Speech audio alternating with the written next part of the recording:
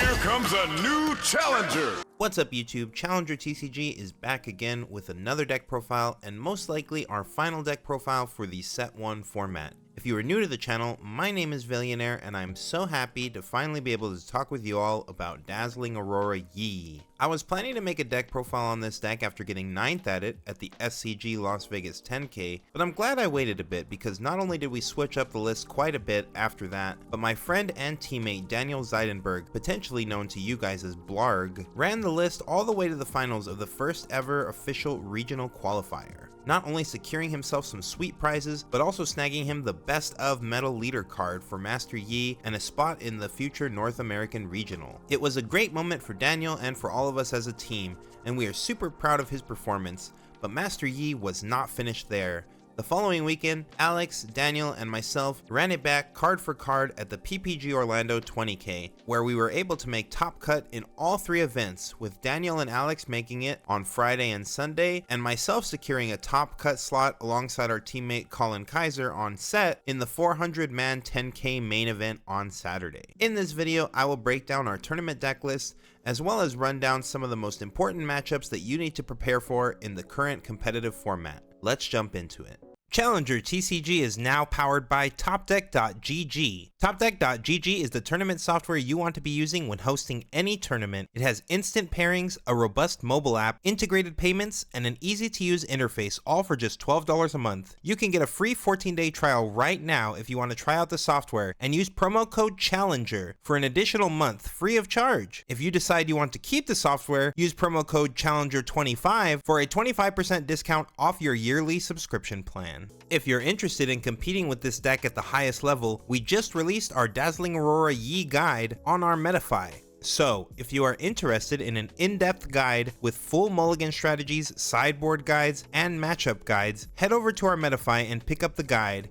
First up, let's talk about the strategy of this deck. One of the best and worst things about Dazzling Aurora is that unlike many other decks in the game, you do not really have to do all that much thinking for the first couple turns in your game. You are always just trying to find Mobilize, ideally, and then casting Catalyst on turn 2, or if going second and you already hit a ramp spell on turn 1, any ramp spell on turn 2 will give you enough energy to untap to 9 on turn 3, and then on turn 3 playing your Dazzling Aurora. This primary game plan is extremely linear, which means your opponent will be able to map out their turns knowing this is what you're going to be attempting, but the thing is that even if they know what you're trying to do, there is very little that they can do to interact with it once it pops off. One of the benefits to having your early turns be so linear is that it saves you decision time. In a competitive environment, you must be aware of the round timer and try your best to be able to play at a pace that will allow you to play the maximum number of games. This deck is a control deck at its core that will try to win via inevitability by just throwing large guys out every single turn until your board is so massive that there is nothing to be done about it. While this is very powerful, it is also a game plan that can take longer to execute than a normal deck, which means your games can run a bit long, especially if your opponent is having to think long on their turns. Having easy to make, no thought involved opening plays lets you use up less of the clock on your turns to ensure that you have time efficient rounds and only use up the clock in the mid game a bit and mostly in the later turns. Because this deck has one of the most linear opening game plans of any deck, I do actually think that this deck is very beginner friendly at a base level. Your game plan is not so linear after your opening moves, and this is where you will need to develop a better understanding of your lines, resource management, and when and where to commit your units. Next up, let's talk about the deck list. Buju Blademan aka Master Yi is your legend of choice for this deck, and in my opinion is the ideal leader for Dazzling Aurora. The ability to give +2 to your units with defending is insanely powerful and comes at no cost to you. This allows your Master Yi champion and your Tasty Fae folks to hold for 8. It allows your Dead Blooms and your White Flame Protectors to hold for 10, and your Mountain Drakes and Volies are holding for 12 and 15 while alone. This breakpoint is especially important on your 8s, as being able to hold for 10 means that even when shrunk by the Thousand-Tailed Watcher, they are able to trade with the Thousand-Tailed Watcher, whereas the other Aurora decks cannot say the same thing. The Watcher ends up eating their units for free, and then still leaving behind a 7 might unit that they have to deal with later on. As a Dazzling Aurora deck, this effect can start getting turned off in the much later game, but if you are getting to that stage where you have so many units on the board that you're able to commit multiple units to multiple sides of the board, then you're probably winning that game anyway, and you're not going to be too sad that Master Yi is turned off. Next up, we'll talk about the runes real quick. We just went for a simple 6-6 split, and there is a reason to this, not just because we were lazy and decided to go half and half. Your Deadbloom Predators and your White Flame Protectors both cost 8 and both cost 2 power of their domain as their requirements to be played. So on 8 runes exactly, this means that no matter what, even if you called all 6 of your Calm or all 6 of your Body runes, you'll have 2 of your other color to always be able to cast Deadbloom or White Flame on 8, which is a really big deal with this deck, and that's why we went with the 6-6 split. Normally, your green is your most important one for your counter spells, your wind walls, your defies, even your charms. So when paying generic power costs like say for Zonya's, make sure to send back your Body runes. Next up, we'll talk about the battlefields. First up is Aspirant's Climb. This is your most powerful battlefield by far. Getting an extra turn is just so huge, especially in game 1 when your opponent does not have any of their answers to what you can be doing. We were always running this battlefield out in game 1 to ensure that we can win game 1 and then just need to win one of the next 2 games in order to win the match. I have heard of some other Aurora players saying that you should be running Sigil out or Obelisk out blind, but Aspirants gives you the best chance to win the match overall because it gives you the best chance to win game 1. I do understand with game 1s, we do have a better chance overall anyway because they are still pre-board and don't have their answers to Dazzling Aurora in their main deck. We still wanted to give ourselves the absolute best chance to ensure that we were winning game 1, which is why we run Aspirants out blind. And I do believe that to overall be the correct move, especially against the faster decks such as Annie or even Kaisa. The extra point game 1 really matters quite a bit as well, especially into decks like Annie and Viktor, which are pretty bad matchups for the Aurora variant anyway. We really want to win game 1 while we're in our Aurora shell, so we want to run this out and then transform into our mid-range transformational sideboard in games 2 and 3. And the 9-point game is not nearly as important in those games because we're actually able to contest the board and not let our opponents score to like 4 or 5 before we're actually able to do anything about it. Next up, for our second battlefield, we have the Vile Maw's Lair. This battlefield changed from Sigil of the Storm in our Vegas list to the Vile Maw's Lair.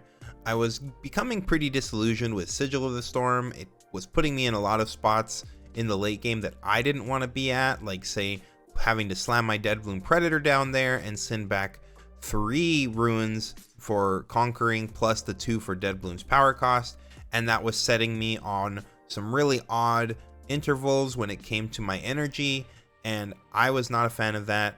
It was screwing us up, I think, a little bit too much and putting us in positions where we weren't even able to contest that battlefield sometimes, or we wouldn't be able to play our Aurora. So I was looking for something anyway. Vile Maw's Lair gave us a lot of edge points in the Annie matchup, which is a deck that we were expecting to see a lot of, though it also has general use against lots of other decks. Your Master Yi champion can sit there and can still move from battlefield to battlefield because he has ganking and it only prevents you from sending units back to your base. It's also good at trapping one of your opponent's units there so that when your Deadbloom does come off the top of your Aurora, it's able to munch down on a guy and get right into the battlefield right away. That's a pretty good use case too. But against Annie, this is definitely the card that puts in the most work. It turns off their flashes on that side. Your units that are attacking it cannot be fight or flighted because they can't be sent back to the base. It does just a lot of things in the Annie matchup that we really wanted, and because our sideboard was hedging so hard into Annie, we wanted to have a little bit of extra hedge for that matchup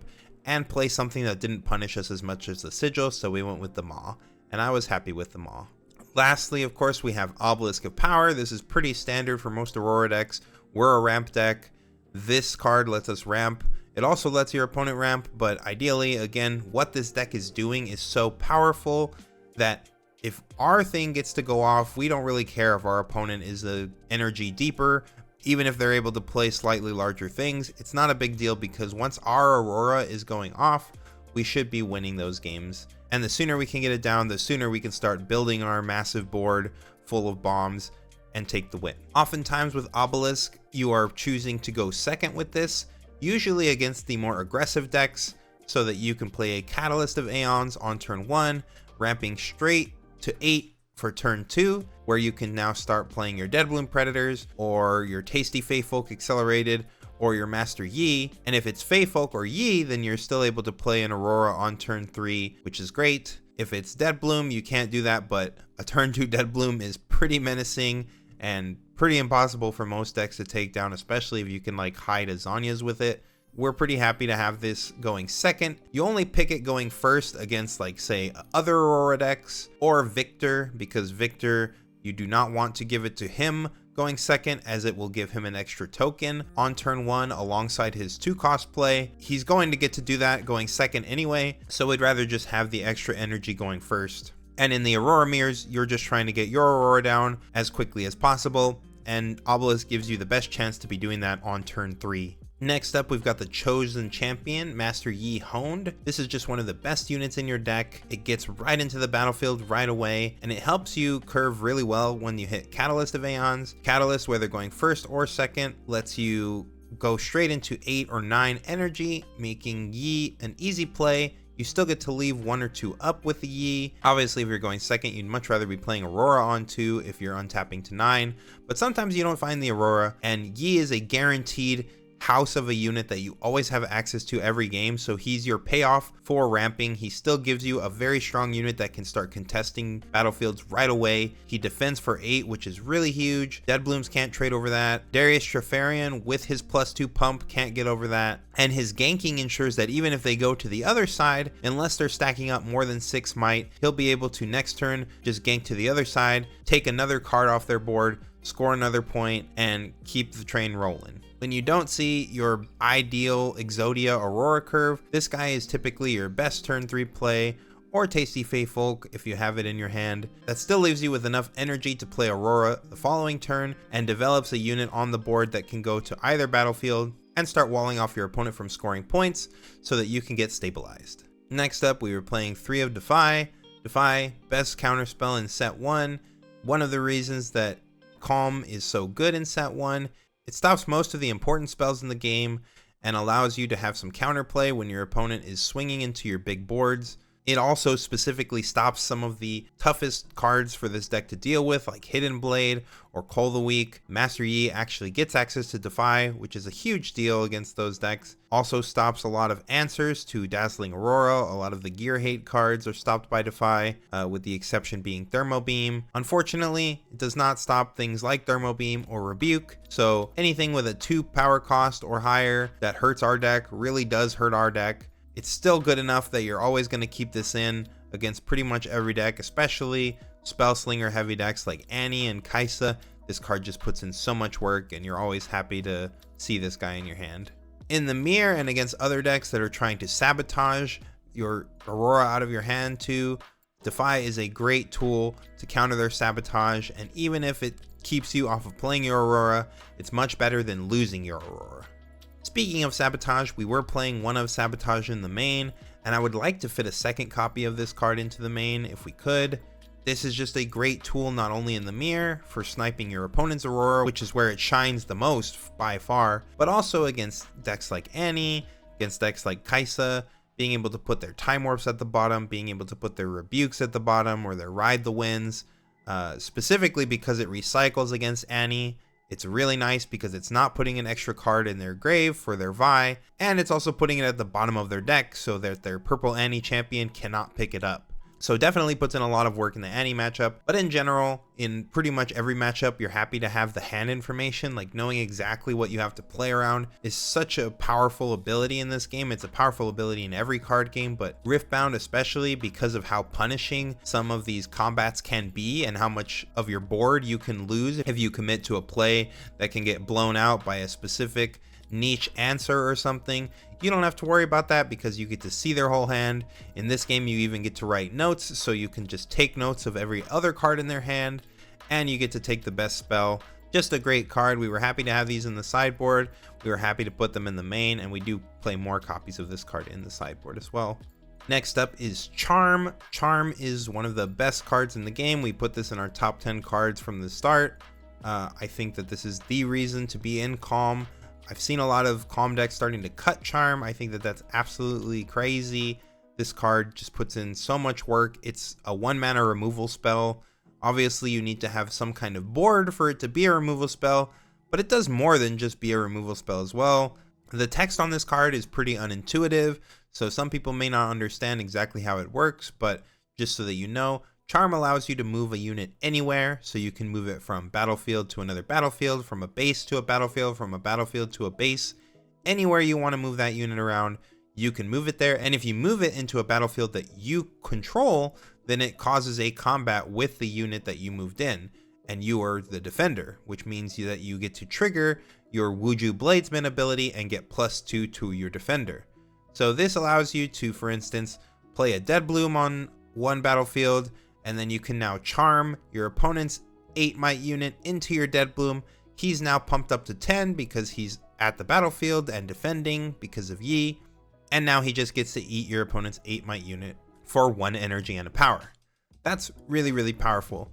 You don't want to just fire these off willy-nilly in the early game though, because they are really important for stopping your opponent from forking you at the end of the game. If your opponent is getting to the point where they only need 1 more point to win, and you're having to split your resources up and say you've already lost your Master Yi so you don't have a ganker anymore, then your opponent can put you in positions where they will go crash over your weaker side, leave a unit or 2 in the battlefield hoping to hold that last point, and Charm lets you grab that guy and pull him over to your side so that they do not get that final score from holding.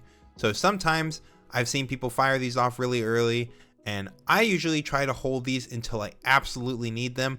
I will fire off some of them if I have multiple in my hand, or if there's a really high priority target such as a Darius, maybe a Kaisa champion, or perhaps a Vi that they just developed.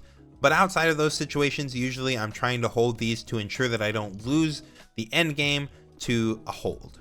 Sometimes you can also use this to push your opponent's units off of the battlefield to go score there if you need a lethal, or say that they have a scary hidden card there and they only have 1 unit and you want to just burn the hidden card because they lose the hidden card if they don't have a unit at the battlefield. So you can use the charm on their guy, move it back to the base, and if they don't activate their hidden, which say that you're facing against the yellow deck, you know most likely that it's a hidden blade, then they're going to have to either hidden blade their guy, meaning that charm got the kill anyway, or they're going to have to burn their hidden blade, which you're really happy about because that card absolutely wrecks us. Next up, we've just played 2 Discipline. We were on 3 in the Vegas list. We wanted to trim, and Discipline was one of the spots where we needed to find trim space, and the card, while very good, is only really good if your opponent has a unit on the board. It is also a card that can just cycle, which this deck doesn't mind seeing, especially in the early game if you're kind of bricked up. But if your opponent has no units, say like in the mirror, or if they only have a deflect unit, you either cannot recycle this in the early game or you can't cycle it without it hurting you. So oftentimes, while it is a good combat trick and one that I want to have in the deck so that my opponents have to respect it when swinging into me, I found that it was fine being at 2. At Vegas, while we were on 3, I was often siding 1 or 2 of these out a game, which is why I figured that trimming in this space was not very difficult. We needed to make a lot of room to put some of our sideboard cards from Vegas into our main deck so that we could make space for all of these 2-drops in the sideboard. And so Discipline was where we ended up making the cut, but the spell's absolutely incredible. +2 combat trick at reaction speed is great. It helps all of your 6s, for instance, survive a falling star. That's really huge. Drawing a card off of itself is excellent too. Just an overall great spell. We're happy to have a few in the deck. Next up, we played 2 Rune Prisons in the main deck. This was a card that was in our sideboard in Vegas. We decided we needed to have these in the main, especially with the rise of Annie. This card is an absolute house against Annie. It's the main deck that it's in there for. It also does put in work against other decks that have high might values, such as like Set, such as mid-range Yi, especially if they like throw down a White Flame Protector on something and they're coming in for 10 or 14 or 16. Just being able to Rune Prison that is really good. Every once in a while it comes in play if like they're trying to ride the wind a Mundo over or something. But it mainly is in there for Annie because this is one of the best answers to Vi the Wind. Vi the Wind is a powerful way to close the game, and it is the Annie deck's go-to ways to close the game. But in order to do that, they need to send back most of their graveyard with their Vi to the bottom of their deck, pump up the Vi really high, and then use Ride the Wind to bring her into the battlefield untapped so that she can gank over to the other side, hit both sides for like 15 plus might, 20 plus might sometimes, and take the last 2 points. What Rune Prison allows you to do is after they've done all that, you just get to Rune Prison the Vi so she doesn't hit your board. They've sent back their whole graveyard, so they cannot get that big again for pretty much the rest of the game unless you're really, really behind and they have enough time to somehow dig through 20 more cards of their deck. And that pretty much just locks up the game, especially if you have an Aurora riding or if you just have a decent amount of might and they don't have a lot of cards in their hand, which that deck is usually playing with only a few resources unless they've triggered a bunch of scrap heaps and stuff. Rune Prison just absolutely crushes that matchup for you. It's one of the main reasons that we had such a high win rate into Annie, and I'm really happy that we played 2 of it so that we always had to find it. It's one of the main cards that you end up siding out into many other matchups for your other sideboard cards that are not 2-drops, but happy to have 2 in the main in game 1. Definitely an overperformer on the deck. Mobilize, not much to say about Mobilize other than this is your best turn 1 play, especially going first. You want to find ramp. Mobilize is the only 2-cost ramp in the game. It's the only card in the game that allows you to hit the turn 3 Aurora going first other than Obelisk of Power, and you're happy to have 3 of this in the deck. You need to have 3 of this in the deck to be able to get the highest high roll and just to maximize your chance of finding ramp spells, because again, sometimes like going second, you don't need Catalyst if you just find 2 other ramp spells, a Find Your Center plus a Mobilize, 2 Mobilizes. Even going first, a Mobilize plus a second Mobilize and a Find Your Center on turn 2 does the same thing as Mobilize and Catalyst. So you're happy to play the maximum amount of ramp spells in this deck. And one of the best reasons to play this variant of Aurora is that you actually have access to so many ramp spells. Another techie card that we brought in is the One of Challenge. Challenge has won me so many games. It won me many games in Vegas. Decided to keep it in for Houston and it overperformed for me. Daniel said it performed for him extremely well as well. This is basically just your 4th copy of Charm. It serves the same function as Charm for the most part, though Charm is a little more versatile and obviously cheaper, which is why it's a lot nicer. But Challenge is still really good, and the action speed ability of this cannot be understated. It's really nice to just be able to use your Mountain Drake to challenge a thing that has 8 might and not even worry about it and ruin your opponent's combats. The deck is happy to have more removal. This removal is contingent on you having a body, which is why we didn't play too many of them, because we had already front loaded so many other cards to deal with so many other matchups, and we already have charms, so I didn't feel that we needed more challenges, but I did really like the challenge and I thought it did well. Next up, we've got Zhonya's Hourglass. This is one of the best gears in your deck. I know that we have Dazzling Aurora in this deck, and this is still one of the best gears in your deck, one of the best gears in the whole game. Zhonya's is already such a powerful effect in itself, just giving you the set leader ability on a 2 energy gear that can be hidden is so powerful. But in our deck, where you're not playing these little 2-cost units, Zhonya's is actually super powerful because you're getting to basically double up on units that are huge, that are trading for massive amounts of might. If your opponent is able to deal with one of these massive threats, then they've still got to deal with it again. Whereas in the typical mid-range Yi deck, if they have, say, a Deadbloom Predator and a Clockwork Keeper on the board, well, your opponent could just target the Clockwork Keeper to burn the Zhonya's before they go and try to kill the Deadbloom. We don't have that issue as the Aurora deck. We're all bombs all the time, so Zhonya's is getting tons of value and is one of the best cards in your deck. Find Your Center, another amazing reason to be in calm when it comes to playing Dazzling Aurora. This card does everything that you want a ramp spell to do. It draws a card and it ramps you. That's just so perfect. Even if this is the only ramp spell that you can find, say going first, this still lets you get Tasty Faithful out unaccelerated on turn 3 and allows you to still play Aurora on 4, which is a nice odd curve that can happen every now and then. Going second, this is your premier turn 1 play, helping you cycle a card and go 1 deeper in the runes. Thanks to 3 Find Your Centers, you actually get to play 9 ramp spells, which is the most any deck can play. And because it also draws you a card, it just gets you deeper and closer to your Auroras, which is everything that the deck wants. Find Your Sinner is definitely an overperformer, one of the best cards in your deck, and you'd never run less than 3 of this card. We ended up playing a 1-of Wind Wall, and this card put in tons of work over both weekends, at least for me. Being able to stop Time Warps, being able to stop Thermo Beams, being able to stop Acathian Rains, being able to negate Rebukes. This card was just an absolute powerhouse. It was mainly in there for the Time Warp though. Game 1 can be really tough if they get the Time Warp, and this is just your answer to Time Warp. I was able to beat a couple of Kaisas by playing one of these on their Time Warp, just taking their whole turn because they have to tap out to cast the Time Warp and lose 3 runes, and I did not allow them to do that. That's why the Wind Wall's in there. We play an extra copy in the board for the same reasons. Just a great card overall. Happy to have our 4th counter spell in the deck. Catalyst of Aeons is your absolute best ramp spell. It's the best ramp spell in the game. You don't even care if you don't see the other ramp spells. As long as you see this ramp spell, you're pretty happy whether you're going first or going second. Obviously going second, you're ecstatic to see this because this plus an Aurora is enough to play turn 3 Aurora, which is usually enough to win most games unless your opponent has the answers. But even going first, being able to Catalyst on 2, even if you didn't see any turn 1 play, and then be able to run out Master Yi next turn or Accelerated Feyfolk, lets you still go down to just 7 runes and then untap to 9 next turn so that you can play your Aurora on turn 4, which is still perfectly acceptable, especially when going first. This card is everything. You want to prioritize finding this in your opener. The only card that's more important to find than this in your opener is the Dazzling Aurora itself, but Catalyst of Aeons is the 2nd best card in your deck by a mile, not even close.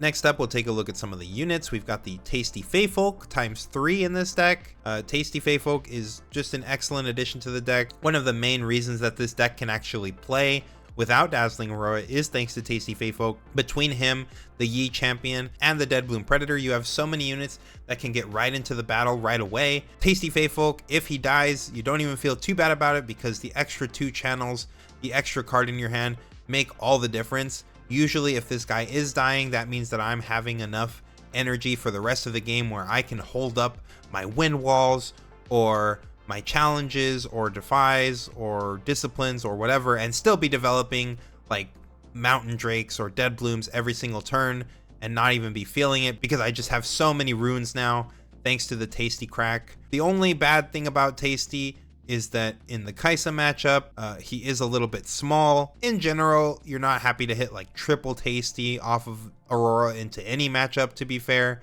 but especially in the Kaisa where like Thousand-Tailed Watcher plus a Falling Star can clear 2 Tasties or a Tasty plus your Master Yi champion. But outside of that matchup, he's an absolute powerhouse into pretty much every other deck. I'm really happy to have Tasty. Again, this is just one of the units that lets you play the game without Aurora, and he's just so powerful. I'm happy to have 3 copies in the deck. Could potentially see myself trimming 1 down at some point, but I think 3 was definitely the right number for the events that we played in. Next up, we got White Flame Protector. White Flame Protector is kind of a necessary evil. It's not exactly the best unit for us. He's often, if he's coming off the top of Aurora, he's just gonna be like an 8-might vanilla unless you live the crazy dream scenario where you have 2 Auroras riding at the same time. The first Aurora flips the Dead Bloom, so the Dead Bloom goes into a battlefield, and then the next Aurora trigger happens and you get a White Flame, and the White Flame gets to target the Dead Bloom before the combat starts, and then now the Dead Bloom is coming in for 16 in that combat.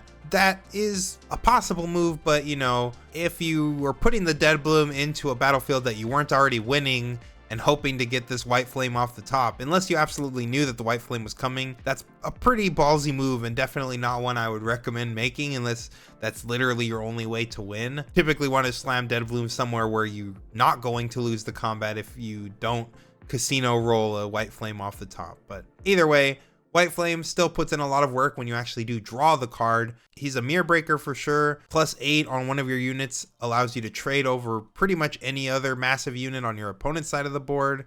It also lets your Master Yi, for instance, gank over for like 14. Normally your opponent might see that your Master Yi is on one side, and so they'll throw like 8 or 10 might on the other side, thinking, okay, there's no way Master Yi is gonna get over this even with like 2 disciplines, and then you slam down the White Flame Protector. Now all of a sudden Yi's ganking to the other side for 14, and it really screws them over. If Yi was the only unit in your battlefield, you can slam the White Flame right into that battlefield so that when Yi leaves, it's now defending for 10 as well, which we've already mentioned how good 10 is as a defensive number, especially into Kaisa. Really good into mid-range Yi, though our deck kind of already farms mid-range Yi even without the protector, but it's so good into the Aurora mirrors. It's really good into Set and other decks that just have a lot of might. I'm happy to have a couple copies of White Flame in the deck.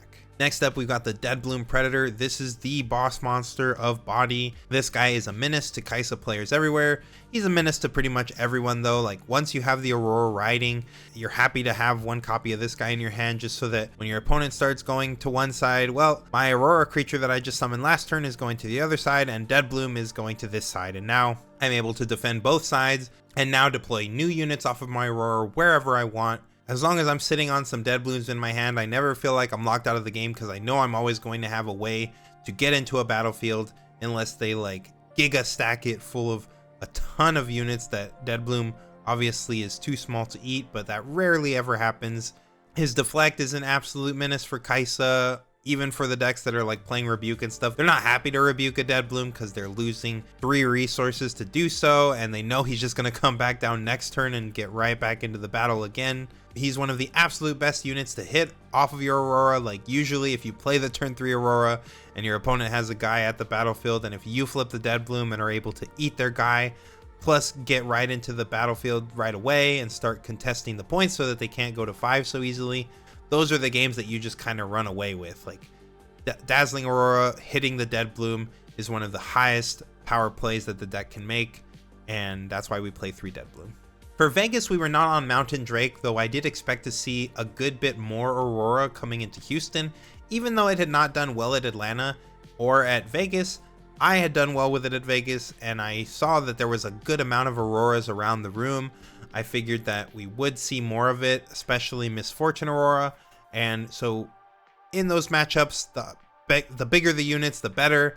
We needed more high might units, and also just wanted to have more things that we could kind of cast without actually having to pay power if we were getting into those late ruins.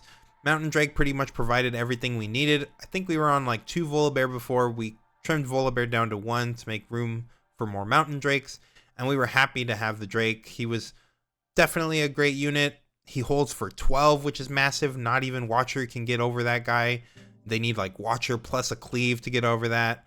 Not much to say about a big dumb vanilla, but he was a great Aurora trigger. He's also something that you can play on the Aurora curve. Like if you just get to 9, but you don't have Aurora, you have the Mountain Drake.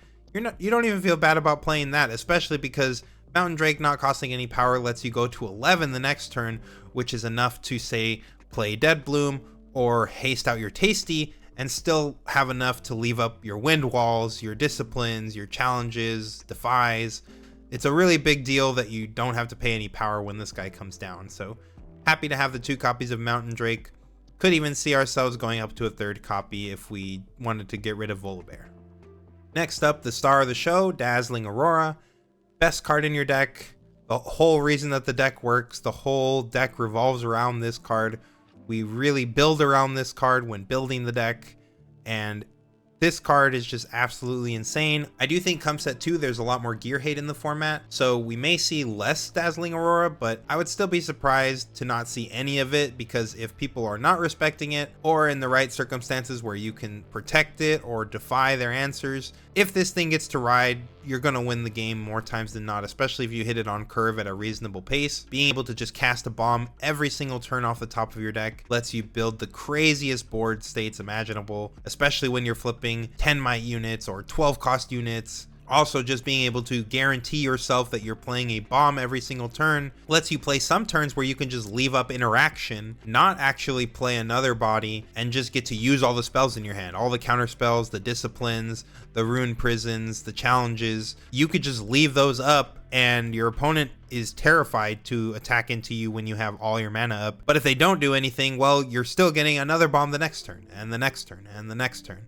Dazzling Aurora is what gives your deck inevitability. It's what makes this deck so oppressive, and it's the most important card in your whole deck. You obviously need 3 of this. Finally, the final card we'll talk about is Volibear Imposing. There's a little bit of back and forth between whether or not we should still be playing this guy. I think that in the Aurora mirrors, he gives you a little bit of an edge, which is really nice. And he's obviously a very high roll unit that can come off of Aurora when it does happen. You're really happy about that. This guy does actually draw you a few cards. He defends for 15, which is just absolutely insane with Master Yi ability. Not much things can break a 15 except for like maybe a Dead Bloom or another 8 might unit that's pumped by White Flame Protector against like mid-range Yi or against the mirror maybe. But beyond that, there's not a lot of things that hit 15. The problem is that when you draw this guy, he's pretty much an absolute brick. I did have some games where I was able to actually cast this guy, getting to all 12 runes and then hard playing him from my hand, but that's not usually where you want to be. It's maybe acceptable to do that if you have an Aurora riding, but if you don't have an Aurora riding, that's really bad because you're guaranteed to tap out to play this guy, and all he is really a big beat stick. We have talked about maybe making this guy a Mountain Drake, or maybe making him a third copy of Sabotage, which I think that Alex and Daniel tried day 3 of Orlando, and they said that they enjoyed the extra copy of Sabotage. I personally still like Volibear. I think that he's a good high roll unit to have in the deck. If you want a little bit more consistency, I think that it's fine making him a Mountain Drake or a Sabotage. He did do work for us in Houston and in Orlando, so I can't say too much bad things about him, but I can definitely understand that if you're drawing this guy all the time, he's going to look really bad, and I would not fault you for taking him out of the deck. Finally, we move to the sideboard, and this is where a lot of people ask us a lot of questions about this list.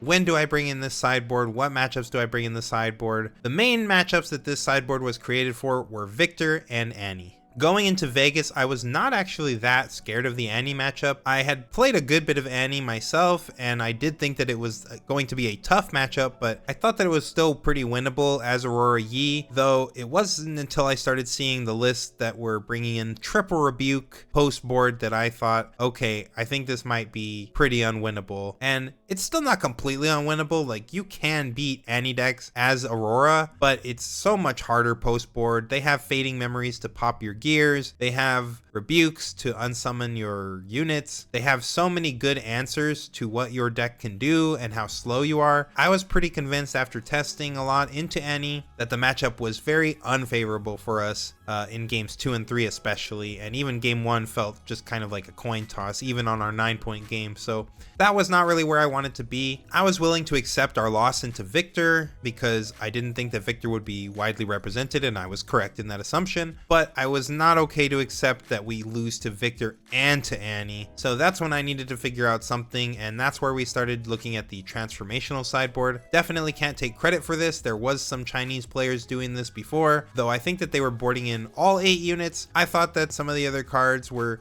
just not as impactful as more copies of Sabotage and Windwall for our bad matchups. So we threw an extra Sabotage and Windwall in the board, and then just chose our 6 best 2-cost units and basically turned the sideboard into a mid-range Yi transformational sideboard. So game 1, you come in as Aurora on your Aspirant's Climb. That's your best game. You win as Aurora. And then games 2 and 3, if you're into one of your really bad aggro matchups, like say Annie, Viktor, maybe Darius, then you switch into your 2-drops and you bring in the Sabotage and Windwalls. You take out the Volibear, you take out the Mobilizes, you take out the Auroras, you take out a Mountain Drake. Now you're a mid-range Yi deck. You might not have as many 2-drops as a typical mid-range Yi deck, so sometimes you could miss a 2-cost unit, and that sucks. For the most part, you are a mid-range Yi deck, and if you do hit your 2-cost, you're going to do exactly what mid-range Yi does into Annie, which is wreck that deck. That is their worst matchup by far. So turning into mid-range Yi gives you a very solid matchup into them. It's also a very tough matchup for Viktor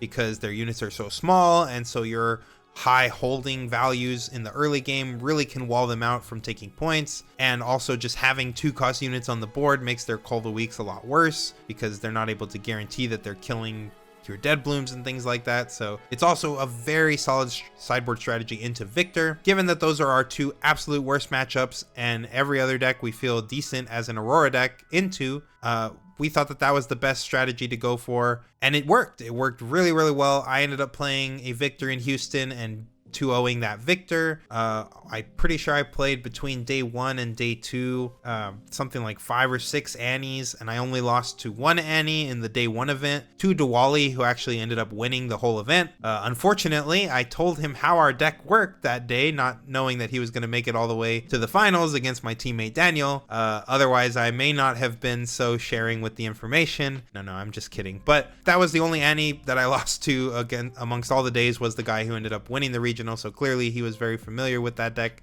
and a solid pilot on it. But we were very happy with the sideboard. We ran it back again for Orlando.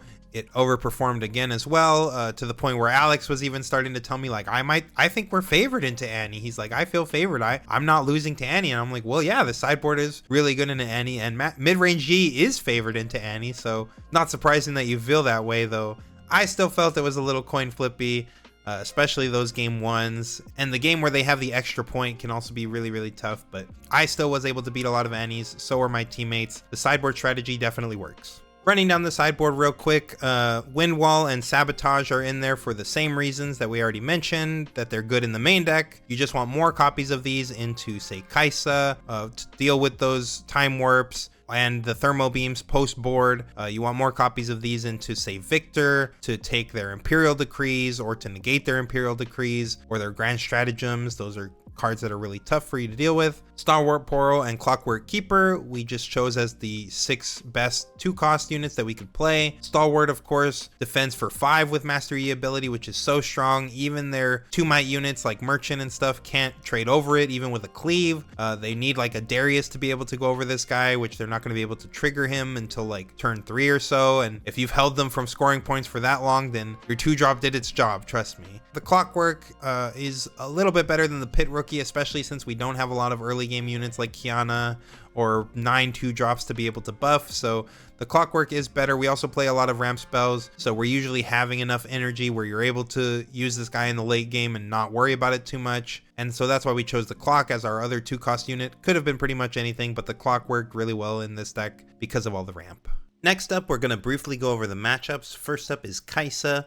Kaisa was actually one of the original reasons that we started looking at Dazzling Aurora as a serious option, because Dazzling Aurora is actually really good into Kaisa. It actually has a very favorable matchup, I would say, especially game 1 before they can bring in any of the gear hate like Thermo Beam. And Thermo Beam isn't even a fantastic gear removal. It does basically take up their whole turn. They don't really get to develop a lot of bodies, and you still spit out a sizable creature unless like you low roll and hit a tasty or something. But you also have answers to Thermo Beam in the form of like Wind Wall and things like that. In Kaisa, your units are just so large, and you're on the 9-point game due to Aspirant's Climb. They don't have any of their answers pre-board, so game 1 you're just like really favored. The only thing that can kind of screw you over is a Time Warp. So as long as you make sure that you're playing around Time Warp, and assuming that you don't hit your Aurora on like turn 5 or 6, and you're not able to like play any good sizable bodies either to wall out your opponent from just doing whatever they want and scoring up to like 7 points, those are the games where you can have a hard time. But as long as that isn't happening, which shouldn't happen ideally, given that you have your Master Yi champion at all times to always start contesting a battlefield and start eating away some of their units.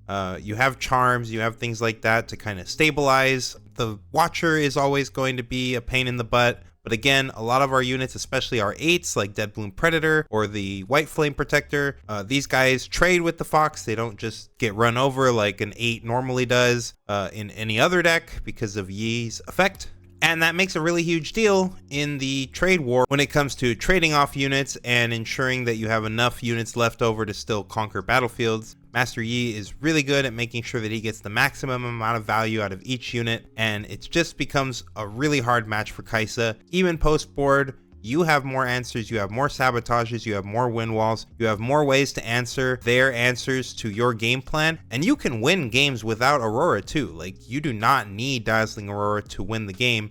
As long as you get out enough sizable units, especially if you find a few Zonya's Hourglass, it's just a really tough time, especially if those units are Dead Bloom, because of course they can't target it due to its deflect without paying a severe cost, basically making sure that you never have to worry about Time Warp ever again, and potentially even the Watcher, because if they go down too far, then it's going to be hard for them to have enough runes to also accelerate out a Watcher. And so it's just a really tough matchup for Kaisa overall. It's not unwinnable for them. They can definitely have some winning lines. You can also break out, of course, because that's something that Aurora can just do. But even some of your low rolls, like for instance hitting multiple tasties, plus your Yi champion being your only units, like a Watcher plus Falling Star can like clear 2 6-might bodies. So there are a couple of scenarios where they can blow you out and get rid of your tempo, even if you get an early Aurora, but those cases are pretty few and far between, and more often than not, I feel very favored into Kaisa, and I'm happy to see that matchup across from me. This is one of your good matchups. Another insanely favorable matchup for us is Yi midrange. This matchup almost feels free. I don't really know how we're supposed to lose this. The only real loss condition that we have is if they see like triple white flame protector, and of course if they hit like a good curve all game, had a lot of tempo, scored a lot of points, maybe they won the dice roll. Those are the ways that you can lose to this deck, but more times than not, their deck just kind of doesn't draw a lot of cards. It draws a lot of 2-drops in the late game while you're just slamming bomb after bomb after bomb after bomb. Whether it's with Aurora or not, just all of your units are massive. Yi already can have trouble just breaking back into battlefields to actually start defending them so that he can get his bonus, the regular mid-range Yi. Our version does not have that issue. We're just ramping and then playing big dudes, and these big dudes run over their 2-drops naturally, and then now we're the +2 and our units are so much bigger. We wall them out so efficiently. It's just a really tough matchup for mid-range Yi. I don't really know that there's much that mid-range Yi can even do to make it better outside of just going up to triple sabotage. And even then, we have Defies, we have Sabotage to fight back against that plan. It's just a pretty tough matchup for mid-range Yi. I'm really happy to see mid-range Yi, even more happy than I am to see Kaisa. Might be just the matchup I'm actually happy to see the most. I've 2-0'd every mid-range Yi that I've seen in a tournament, and I'm pretty sure the same can be said for my teammates. MF Aurora is probably our hardest matchup. I know you might think that it might be Viktor, but I think it actually is MF Aurora, or that and Viktor are pretty darn close.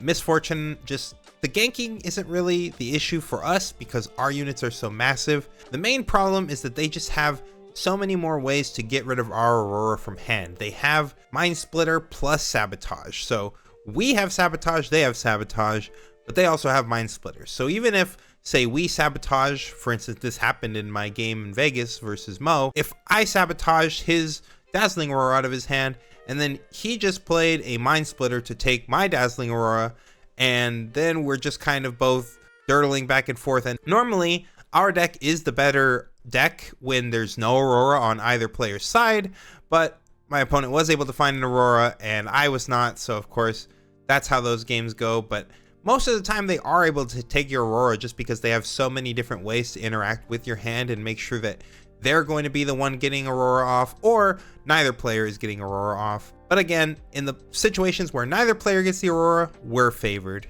In the situations where only one player gets their Aurora, then that player is favored to win. And in the situations where both players have an Aurora riding, then we're both playing the game and we have a real game to play. I do believe that when both Auroras are riding, we are also slightly favored just because we play more units overall. I've played into Misfortune Auroras that they had a double Aurora going and I only had one, but because they were only playing 8 creatures in their deck and I'm playing 11, I actually just had more creatures overall, not to mention Zanya's, is basically another copy of your creatures too. So I was able to just use the might of all of the bodies in my deck to trade with their bodies, knowing that I'm going to be the only one left with a creature in play by the end of this, and they're just going to have a deck full of interaction spells but no creatures. And that is how I've won many games against Misfortune, is just running them out of creatures. Again, I do think in the situations where one of us hits Aurora and the other doesn't, it's favored for them. I do think that if neither of us have an Aurora, it's favored for us. And I think that if both of us have an Aurora, it's a real game. We're only slightly favored because we have more bodies, but sometimes their hands can line up where they're going to be the one that's slightly favored. And there's not too much we can do about that, especially post board. They're definitely much more favored, and that's why I'm really scared of this deck, is because post board they bring in possessions. They have access to cards like Rebuke, which we've already mentioned is just a really tough card for us in set 1. And they have access to Fading Memories, which is a way to deal with our Dazzling Aurora. We don't have a way to deal with their Dazzling Aurora once it's riding. They do have Fading Memories to deal with ours, and it's not even a dead card. Even if we don't have an Aurora, that thing also just kills any of our bomb units. So It's just another really tough card to deal with in purple. And all of these tools really make Misfortune a pretty bad matchup. If you see it across the table from you, it's definitely not unwinnable, but you're feeling some misfortune when you see Misfortune. Next up is Viktor. Viktor is of course the boogeyman for most Dazzling Aurora decks. It's been the boogeyman for a long time. It's also one of the reasons that I wanted to play Yi in the first place, because Hidden Blade and Call the Weak were cards that really were pounding a lot of variants of Aurora that I was trying. I basically have tried every variant and tried to make them all work, and those cards are just absolute houses versus the deck. But in Calm, we actually get access to Defy, which is such a big deal. Defy being able to stop most of our best answers is a really appealing reason to play Aurora Yi. And I do think game one, we're actually not completely unfavored either. They're still pre-board, so usually they don't have a bunch of like Imperial Decrees. They definitely don't have salvages in the main, things like that. So if we can get the Aurora on 3, you're actually pretty favored to beat Viktor. And even without it, it's not completely impossible to win if you see like a lot of Zanyas maybe, but it is a really tough matchup. I'd say it's about 50-50 coin flip on the game one. And that's not too bad, considering it was feeling much worse than that in the non-Yi Aurora variants. Post board, it becomes a whole other game, because now you've got the 2-drops. Now you're playing mid-range Yi. Mid-range Yi is a tough matchup for Viktor. Their units are not very big, and if you can actually draw your 2-drops, you can wall them out quite efficiently and stop them from scoring a lot of points. The 2-drops also give you shields from like their Call the Weeks and things like that. They can't just kill your best units if you have little guys sitting in the back, so that's a big deal too. I've had matchups where I've like lost game 1 and then ran it back 2-0 just because of how good the mid-range strategy was. I'm really happy to have that sideboard plan for Viktor, and I do think that it's made the matchup so much more playable, and I'm not too afraid of Viktor when I have this sideboard. Finally, we'll talk about Annie, the most recent meta deck to emerge. Definitely was afraid of Annie coming out of Vegas. I saw so many Annies, and it did not look like it was a great matchup for Aurora. I was able to beat the one Annie that I played in Vegas, but it was a pretty tough match either way. And if they had been playing main deck Rebuke, which I believe they were not, then I probably would have gotten pretty beat. We were testing a lot of games 2s and 3s, going into 2 or 3 Rebukes, and the matchup just felt unwinnable for the Aurora side of the deck. And again, this is the main reason that we ended up bringing in these units in the first place, is because we couldn't accept that there was also going to be an auto loss into Annie as well. This sideboard actually made the matchup so much more winnable. Just like with Viktor, even losing game 1, once I've transformed into the mid-range Yi deck, I'm actually feeling so favored into Annie as mid-range Yi, assuming that I see my 2-drops and they don't just see the absolute nuts, that I feel really good into this matchup, and I've ran it back 2-0 on them afterwards once I've switched into mid-range Yi. It's a really effective strategy for this deck, but Annie is still scary. We also have the Rune Prisons to really hose this matchup, really stop the Vi the Wind combo. So we have a lot of tools to beat Annie. I'm not super scared about Annie, but it's still always a deck that has me sweating. I still wouldn't say it's much more favored than a coin flip. But I do think that there's a lot of ways that you can outplay, especially post board, and I'm not too terrified to see Annie, whereas I was before we had this sideboard. And that's going to be the end of this video. Hope you guys enjoyed it and found it helpful. If you like what you see here, leave us a like. If you want to see more videos like this, then please subscribe for more. Check out our Metafy again for the new Master Yi guide that we just dropped. It's going to have way more information, be way more in-depth, and have way more cheat sheets for you guys. But even if you don't pick it up, thanks for checking out the video. Thanks for watching. Hope to see you guys next time with some Set 2 content.